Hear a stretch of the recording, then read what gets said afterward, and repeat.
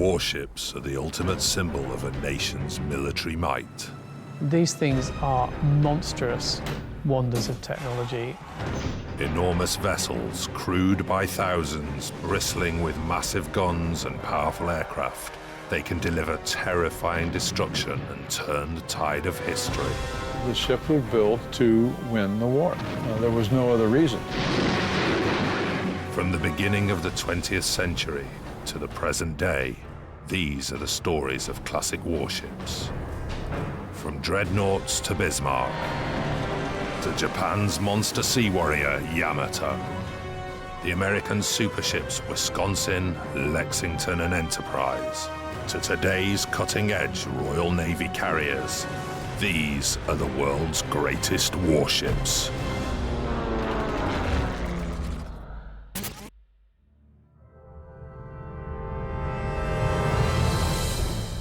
September 11th, 2001. The aircraft carrier USS Enterprise is in the Arabian Gulf on her way home. Without warning, she is ordered to turn around and head to the coastal waters of Southwest Asia. The 9/11 terrorist attacks have shocked the world and prompted the American government to declare their war on terror. As part of that war, Enterprise's aircraft will fly hundreds of missions against the Taliban and Al-Qaeda in the remote and distant mountains of Afghanistan.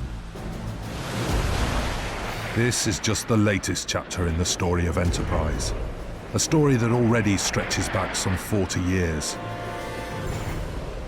But the story of the aircraft carrier goes back a lot further than that. So how did the aircraft carrier grow from humble beginnings to become the decisive weapon in the Second World War? The ultimate instrument of military and political strategy in the Cold War. And as we enter a new era, promised to rule the waves for decades to come. They are still today arguably the most complex, expensive pieces of design and engineering on the planet.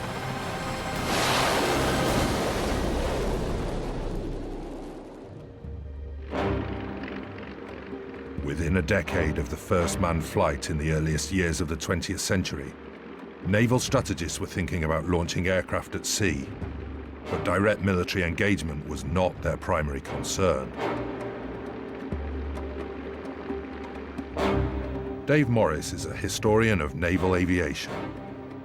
The whole reason, in many ways, for the Navy to become involved with aviation and aircraft and taking aircraft onto their ships is effectively extending the view over the horizon. And so reconnaissance is really where the whole of naval aviation begins. When the First World War broke out in 1914, the need to find ways to fully combine air and sea power intensified. So at the start of the First World War, it's in its infancy. Aircraft are incredibly basic. There is no means of actually launching an aircraft from the deck of a ship. Basic catapults, basic arrestor systems, platforms on the fronts of ships. All of it was ad hoc experiments almost, flying by the seat of your pants, trying out something new for the very first time.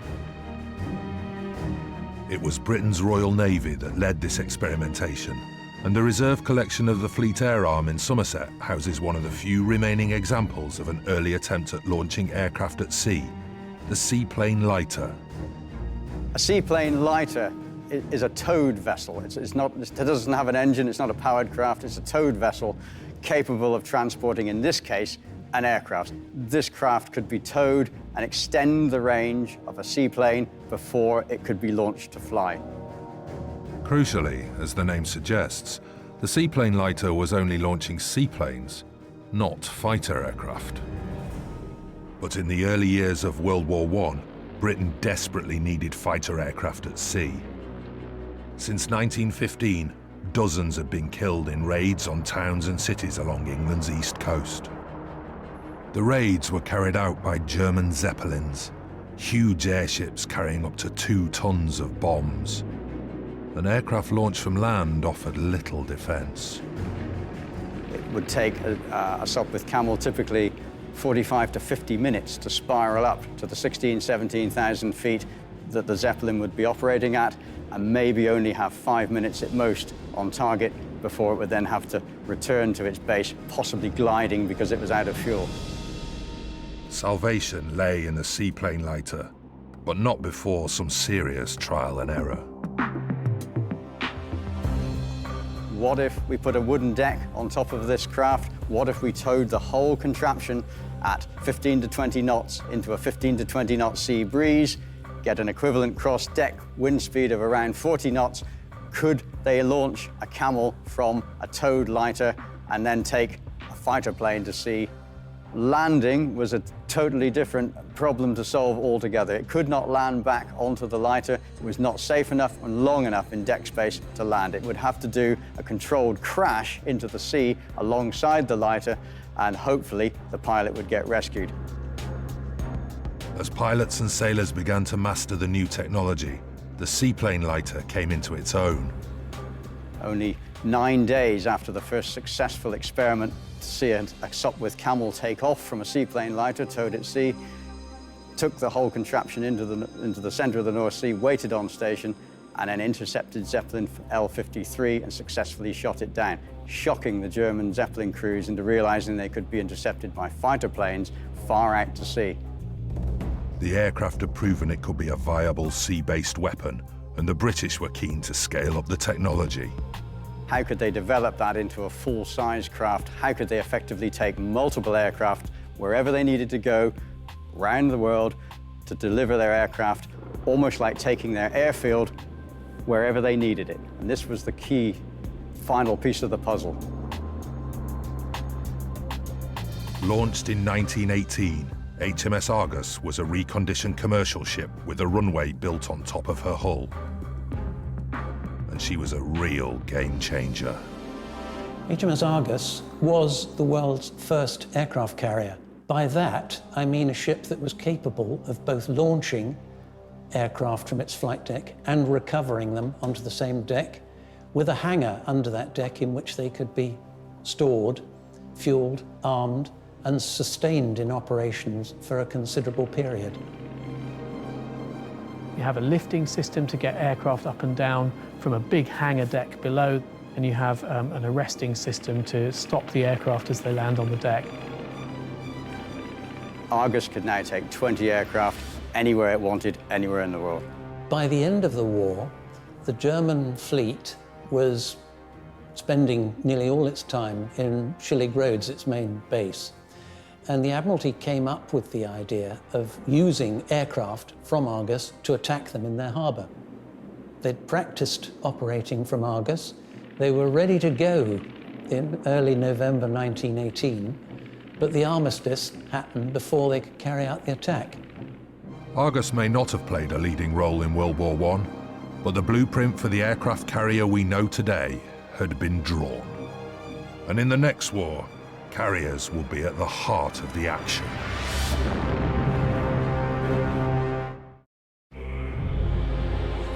As the world slid towards war in the 1930s, naval engineers were restricted by treaty in the size of battleship they could build. Allowances for aircraft carriers were far more generous. So there's a strong incentive to develop and build aircraft carriers. And what you see is half-built hulls of capital ships, mostly battle cruisers, are converted on the stocks into aircraft carriers. The next step was to move beyond just sticking a runway on top of an existing ship.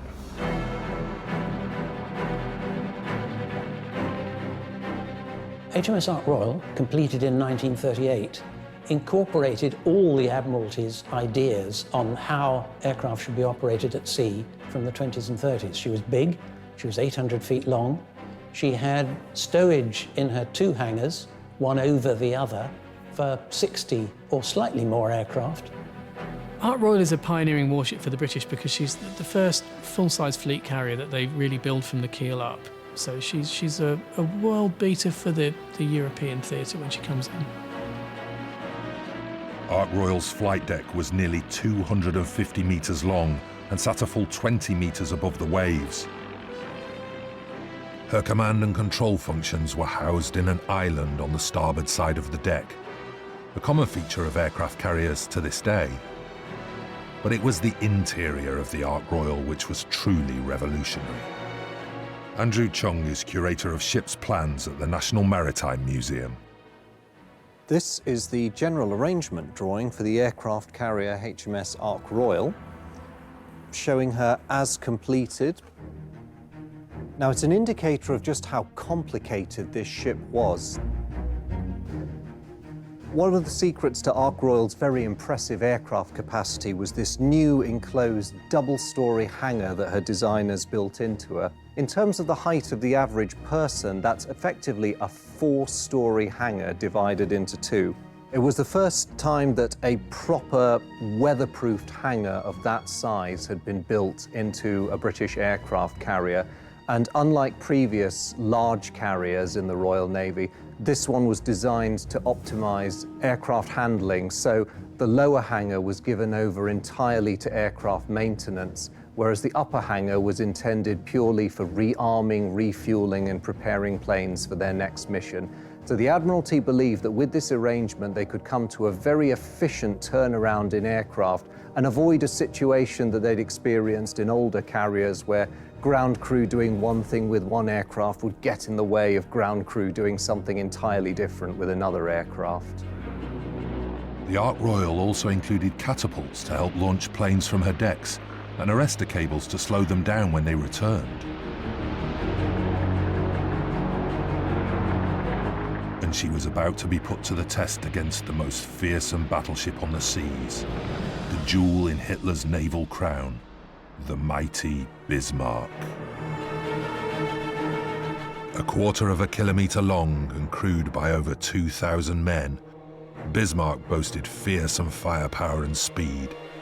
She terrorised Britain's vital Atlantic convoys. Something needed to be done.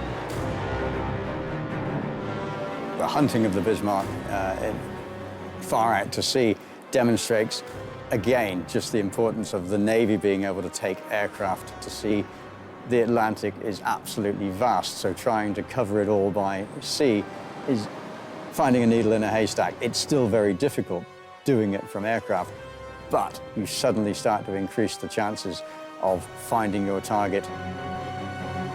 Bismarck had already sunk HMS Hood, the biggest battleship in the British fleet, when she was spotted on the 26th of May, 1941. Swordfish biplanes were launched from Ark Royal in pursuit. The trusty Swordfish was able to drop down to almost sea height, level out, and approach 60 feet above the waves and launch their torpedoes against the Bismarck.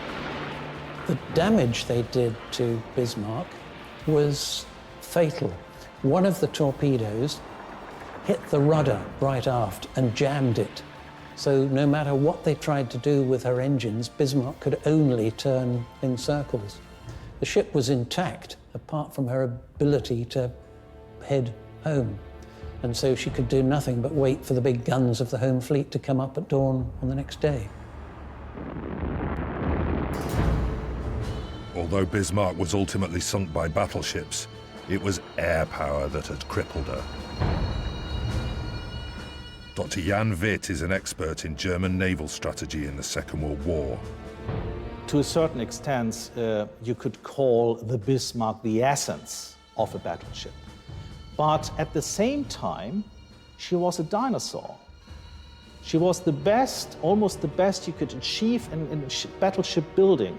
But in strategic and also in tactical terms, she was outdated because she falls victim to a new weapon. Ark Royal may well have changed the rules of engagement on the high seas, but the British aircraft carrier as an all-round package remained a work in progress and challenges remained. Principally, how to build planes best suited to this complex form of aviation. It is probably, I would say, the most challenging form of flying. So if you imagine just the three biggest challenges of trying to land on and take off from an aircraft carrier. The first thing is your runway is absolutely tiny. Secondly, your runway is moving up and down. So when you're trying to take off, you're moving up and down. When you're landing, it's moving up and down. So your aircraft have to be incredibly robust because When you land, you're going to slam down on that deck. And the third point is that your runway moves. So when you take off and go on your mission and you come back, your runway isn't going to be where you left it. So all of those things make naval flying incredibly difficult.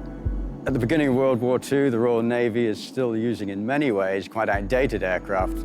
Gladiator biplanes, swordfish, typical of the aircraft that would be on the Ark Royal. Skua dive bombers, but still quite slow. The necessity for a fighter aircraft, purpose-built, was very, very high. The solution to all these problems was a very British compromise. Let's take an already successful plane and adapt it for life on the ocean wave. What we have here is the Supermarine Seafire, the modified navalized version of the Spitfire aircraft, converted to go on ships' decks with folding wings that can enable them to go into the hangar spaces below. That had takeoff catapult spools fitted to strengthen parts of the fuselage. It had a deck hook, a arrestor hook fitted to the tail of the aircraft. But there's still compromises. The pilot is still sat very low. The pilot is still sat quite a long way rearwards behind the engine, which gives bad visibility on approach to the ships for landing. The undercarriage is still woefully weak for an aircraft that has to punch down onto an aircraft carrier deck in all winds and weathers. So once flying, the Spitfire stroke Seafire was still a very, very capable fighter, but it still had many, many shortcomings as a deck landing aircraft. The Americans made no such compromises with the planes they would place on their carriers. In America, there was no Air Force, and fighters and strike aircraft were designed for the Navy, by the Navy, for naval use exclusively. This strategy will be brought to life in purpose-built carrier aircraft such as the Hellcat and the Corsair.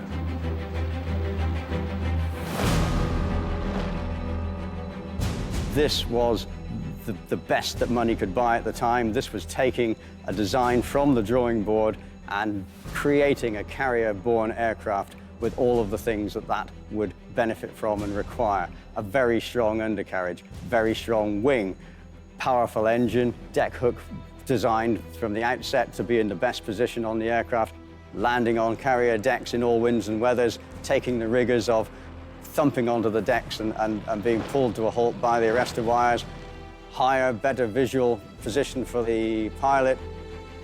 The impact of these purpose-built American planes was not lost on the British Navy High Command, who saw a solution to their problem.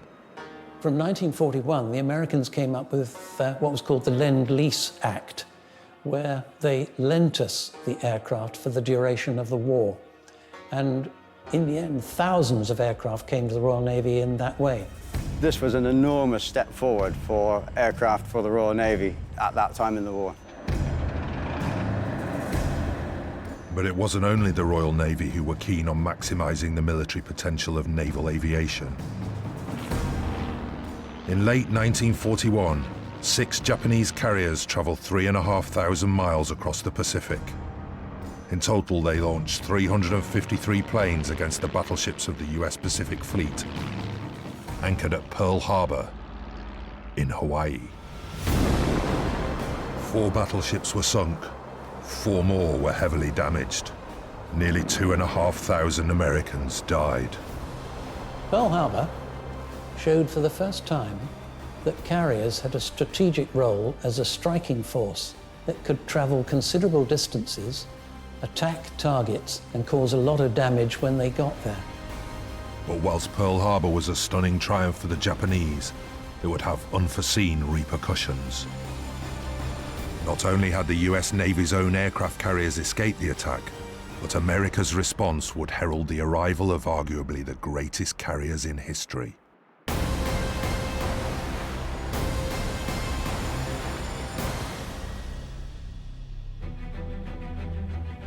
After Pearl Harbor, there was no doubt that the capital ship of the Second World War was going to be the aircraft carrier and it was no longer the battleship. The centerpiece here was the Essex-class carrier. These were very large ships, 38 to 39,000 tons, full load displacement. They had capabilities to receive a lot of punishment. They were very survivable because of that and also because of their large anti-aircraft battery. but most of all, they could carry a very large air group. In total, an astonishing 24 ships of this class were built. Each ship could carry up to 110 aircraft housed in 3,600 square meters of hangar space and were crewed by more than 2,500 men.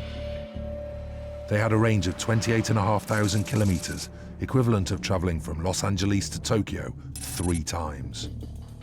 With a top speed of 33 knots, the Essex-class carriers dominated the world's biggest ever battlefield, the Pacific Ocean.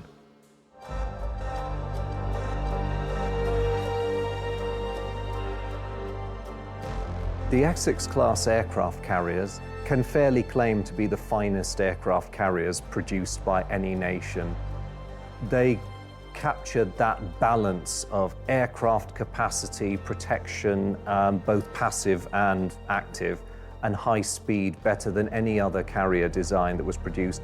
And as significantly, the United States was able to produce them in numbers. The Essex-class carrier program was one of the biggest industrial achievements of the war. 11 of them had been ordered by 1940, and in the end, there were 24 of them completed before the war had ended. When you think of that in terms of shipbuilding, it's huge.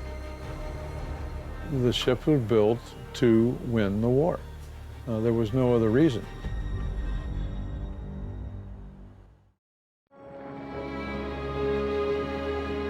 In 1941, Japanese airplanes had launched a devastating attack on the US fleet at Pearl Harbor. The US Navy was reeling from the attack, but it was about to take delivery of the most iconic aircraft carriers in history, the Essex-class. The USS Lexington was one of the first Essex-class carriers, launched in 1943. Kenneth Kolstep was a gunner on board during his first deployments in the Pacific. They wanted to have 2 squadrons of aircraft on the ship rather than 1 for each division, that is fighter, dive bomber, and torpedo bomber. It's a very flexible type of strike force that you have. You can be going out after ships where you'd be using your torpedo bombers, and they typically would do a simultaneous attack where the torpedo bombers would come in from low altitude and the dive bombers would come in from high altitude. Thus, they're splitting the defensive guns of the enemy. He's got to handle both at the same time. This variety of aerial firepower was critical in overwhelming the Japanese fleet. And it gave Lexington and her fellow Essex-class carriers the starring role in the US advance towards Japan. In 1943, the Americans began an island-hopping campaign in the Pacific on their way to Tokyo, and the centerpiece of this campaign was the Fast Carrier Task Force. The task force had aircraft carriers at its core. These would be surrounded by battleships and destroyers to keep the enemy at arm's length, allowing the carriers to launch aerial attacks. Lexington led Task Force 58. Its first major engagement was at Truk Lagoon, a Japanese carrier base in the Central Pacific. The Japanese get their first taste of what the Essex-class carriers can do when they raid Truk Lagoon in February 1944. In the very aptly named Operation Hailstone, this Japanese bastion is effectively destroyed as a frontline base over the course of a series of raids. Most of its aircraft are destroyed either in the air or on the ground. Any shipping unlucky enough to be caught in the lagoon is sunk. And the Japanese never use Truk again. They can't. They've had notice served to them that their premier Central Pacific bastion is no longer an option. The Americans called it the Big Blue Blanket, which was the air cover they gave to the amphibious operations that captured the islands, that moved west across the Pacific to the very shores of Japan. They could stay at sea for weeks, even months on end, because they had logistics support groups with oil tankers, ammunition ships, stores ships. They could even provide replacement aircraft and pilots. It's one of the most powerful expressions of naval power in the pre-nuclear era. 4 months after flattening Truk Lagoon, Lexington joined 14 other US carriers in the Philippine Sea for what will become the decisive engagement of the war in the Pacific. This was the largest aircraft carrier battle of the Pacific War. We brought 15 aircraft carriers to the battle, and the Japanese brought 9. And there's no other battle that had that many aircraft carriers in it. They hurl this force at the new US carrier fleet in the hope that they can turn the tables on the US Navy. And it's a complete disaster. The US remembers it as the Great Marianas Turkey Shoot, where dozens of Japanese planes are lost for each American pilot shot down. The battle effectively ends the Japanese carrier fleet for good, and it means that in the later battles, the Americans confidently come up with this huge aerial superiority which the Japanese simply cannot match.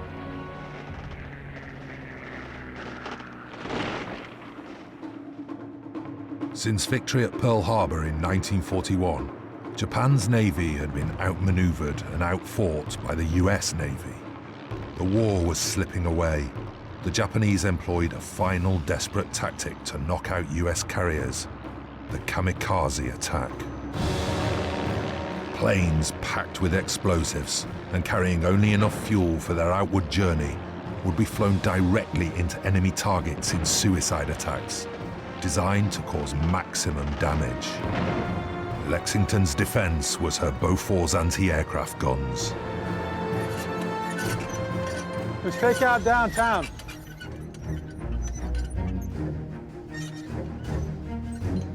This is the largest machine gun produced in the world.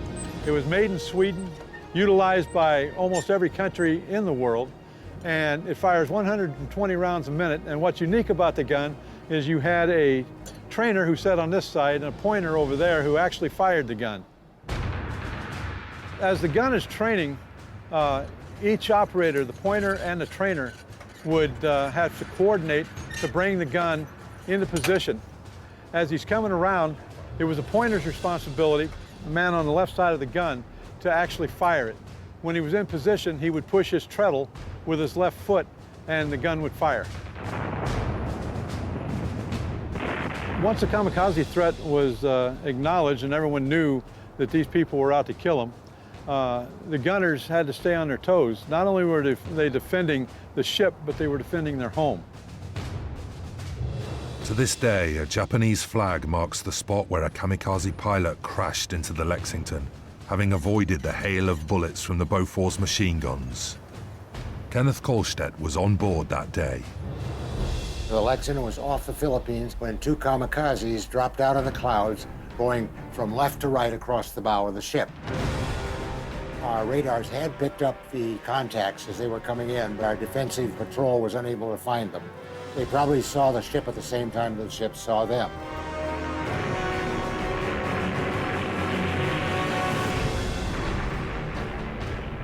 And the ship started turning right to keep the guns focused on them. We got the first one, but the second one kept boring on in, and he was coming down from about 5,000 feet. He got hit several times, but he just kept on coming in.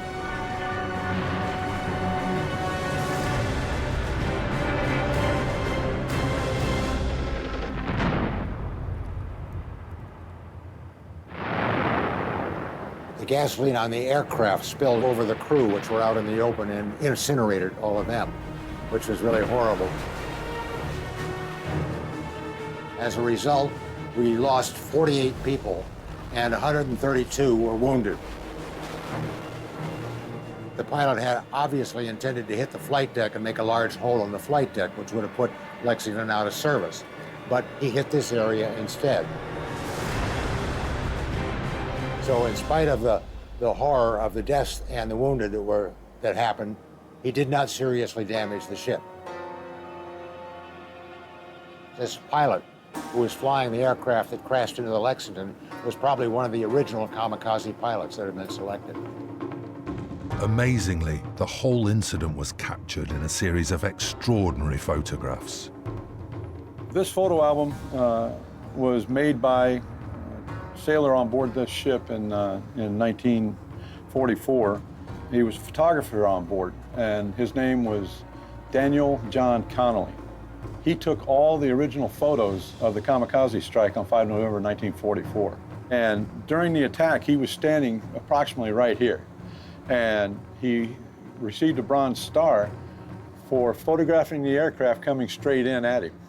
And there was at some point that he said, well, I got to get out of here. Not even a direct hit from a kamikaze pilot could slow down the mighty Lexington. By the end of the war, Lexington had shot down 372 enemy aircraft and destroyed a further 475 on the ground. She had sunk over 300,000 tons of shipping, and not one Essex-class carrier was sunk during the war. Well, without the Essex-class carriers, it's difficult to say what alternate history would have been, but we definitely would not have had the striking power that we had during the Second World War. When the Second World War finally ended in 1945, the victorious Allies would redraw the map of Europe and in turn usher in the Cold War. The Cold War was played out not against one opponent, although obviously the Soviet Union was behind everything that was going on in the communist world, but sometimes you had to fight their surrogates, North Korea, North Vietnam, and other countries. Carriers were invaluable in that they could provide power, a pulse of power bigger than most air forces, in order to cover the big blue blanket again, if you like, wherever Western foreign policy dictated. And the aircraft carrier that was built to meet this new challenge was something special. This is the Big E, the Enterprise, the first nuclear-powered aircraft carrier, the largest ship in the world. Enterprise was a giant in every sense. She was longer than 4 jumbo jets laid end to end. Her 4.5 acres of deck space was the equivalent of 3 football pitches. She could accommodate 90 aircraft and house a crew of nearly 6,000. Enterprise was powered by 8 nuclear reactors, which gave her an unlimited range. In her 51-year service, Enterprise covered nearly 2 million kilometers, projecting US power to every corner of the globe. The USS Enterprise impresses me from her sheer scale. At the time she was completed in 1961, the US Navy point out that she's the largest mobile object ever built by man. Dave Zilber was a damage control officer on board Enterprise. He remembers well long stretches at sea. Because it was nuclear powered, there was nothing to stop it from continuing underway. It's just getting food in stores for the crew. You know, so even if you loaded it all out just for the crew, you could just keep going for years and years, as long as you could keep bringing on more stores. You knew that something special was happening when they throw out steaks and lobster tail. Not always a good announcement was coming. It's like, okay, guys, now we're gonna stay out underway for another 2 weeks. We're not getting that port visit, but we're gonna give you steak and lobster for dinner. With a ship's company of nearly 6,000, the Enterprise was not so much a warship as a small city at sea. Like any city, keeping it going was a complex logistical operation. I was the Public Works Department. There was an electrical officer, an auxiliaries officer, and we all worked for the chief engineer, and we all had divisions of people underneath us with a lot of experience. We had warrant officers, we had chief petty officers that ran the enlisted troops of various different backgrounds and experiences. More than any other ship before her, Enterprise had perfected the art of sea power. Its huge size and immense crew meant it could launch multiple deadly airstrikes against targets all over the world.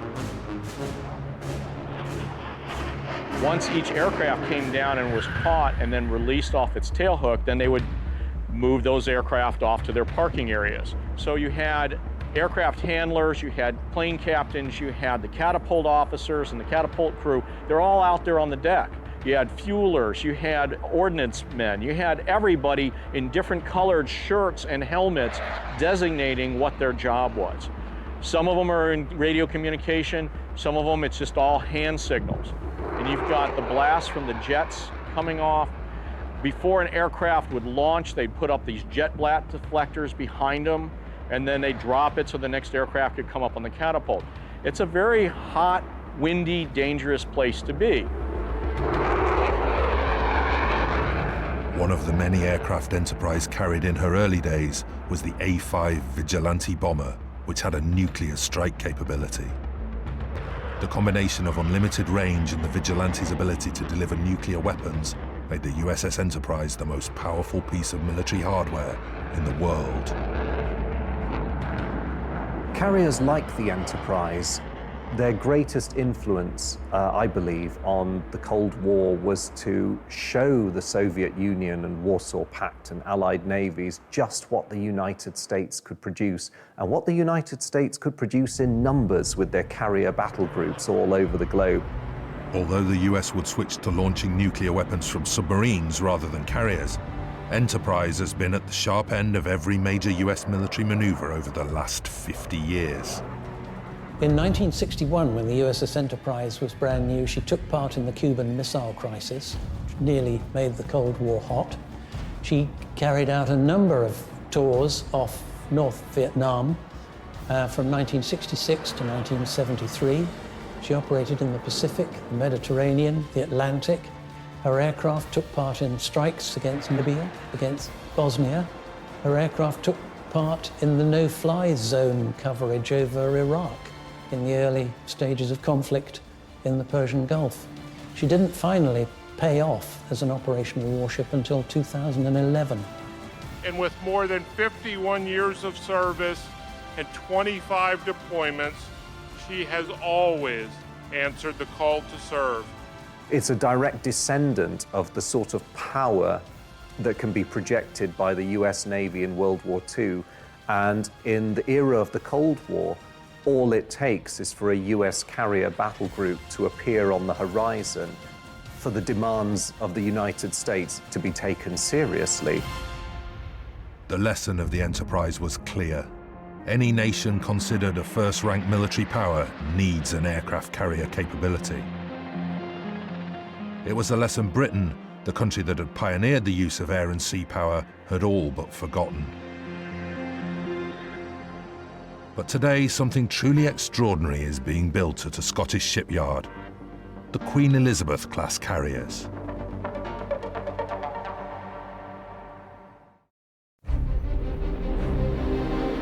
The Royal Navy had pioneered aircraft carrier technology. It had been the first to combine air and sea power in battle, and it had developed the first recognizably modern aircraft carriers. But since the defining battles of World War II, it had been left behind by the US and other nations. The new British Queen Elizabeth class comprises two ships, Queen Elizabeth, which is carrying out her protracted sea trials at the moment, and her sister ship, Prince of Wales, that's due to go to sea in late 2019. They're the biggest warships ever built for the Royal Navy. At 919 feet long, they're 100 feet longer than Ark Royal. They were built in Rosyth Dockyard, just north of Edinburgh. 3 years ago, here in Rosyth, the naming of HMS Queen Elizabeth was a strategic awakening for the United Kingdom. The moment when we proved to the world and to ourselves that we still have what it takes to be a great maritime industrial nation. What they give Britain is a strategic reach that this country has not had since the older Ark Royal class carriers were decommissioned. The key feature of these ships is size. It future-proofs them because they're designed to last for 50 years. We don't know what aircraft will be around in 50 years' time, but we do know that the present generation will last quite a long way into that. But with size, you can cope with change. It is as sophisticated as any aircraft carrier that you will find anywhere in the world. Everything about the modern aircraft carrier has taken everything we've learned in the previous 100 years is now cemented into one package. Everything about the new carrier's design is intended to improve on all that have gone before.